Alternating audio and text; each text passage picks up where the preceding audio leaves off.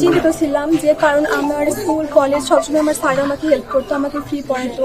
এমনকি আমি যখন কোচিং করতে ভর্তি হই তখন আমার মানে আর কি কলেজের প্রথম দিকে থাকার কারণে ওইখান থেকে আমি বড় মাপের একটা ডিসকাউন্ট পাই। তো ওইখানে আমি অনেক বড় ডিসকাউন্ট পাওয়ার মধ্যে ভর্তি হই। কিন্তু যখন রেজাল্ট হলো তারপর আমার মানে চিন্তা হতো যে মানে এতদিন তো স্যাররা তো আমাকে সাহায্য করেছে, কিন্তু এখন আমি কি করব?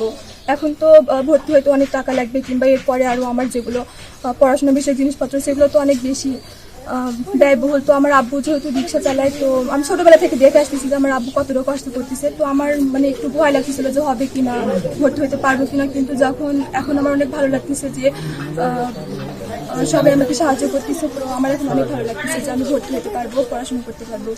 মেয়েকে অনেক কষ্ট করে লেখাপড়া শিখাচ্ছি, মেয়ে এতদূর পর্যন্ত আসিছে। তারপর মেয়ে একটা জায়গায় চান্স পাওয়ার পর একটা ভিতরে একটা ইয়ে আসছিল যে মেয়ে কী করে ভর্তি করবো, একটা খুব টেনশনে আসছিলাম। পুরো থেকে মানুষ এসে যে কয় এখন মেয়ে টাকার ব্যবস্থা করে যে করে ভর্তির ব্যবস্থা হচ্ছে, এখন হ্যাঁ মনটা যায় ভালো আছে, এখন আমরা অনেক খুশি। খবরটা পাওয়ার পর আমাকে জানাই, আমি তামান্নার এই বিষয়টা আমি সঙ্গে সঙ্গে ডক্টর কালামকে জানাই, আমার চেয়ারম্যান ডক্টর কালামকে জানাই, এবং এই পরিবারটার জন্য আমি সহায়তার হাত বাড়িয়ে দিই।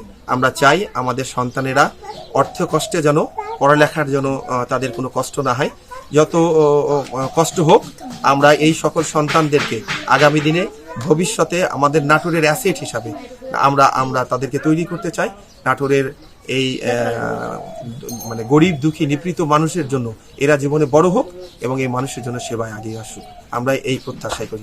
যে আমি যে ফান্ডগুলো থেকে আমি এই সহায়তা বাড়িয়ে দিই, এইটা আমার কোনো কৃতিত্ব নাই। আমার বাবা এবং আমার মা ক্যান্সার পেশেন্ট ছিল, উনি মারা যাওয়ার পর উনার অনেক অ্যাসেট আমাকে দিয়ে যায়। তো সেই অ্যাসেট থেকে আমার মা আমাকে বলে যে কিছু অর্থ তুমি মানুষের জন্য ব্যয় করো, ইসলামের পিছনে ব্যয় করো। তো আমি সেই অর্থগুলো গচ্ছিত করে রেখে আমি এই কাজগুলোতে সম্পৃক্ত হই। এখানে আমার কোনো কৃতিত্ব নাই, এর পুরো কৃতিত্বই আমার বাবা এবং আমার মায়ের।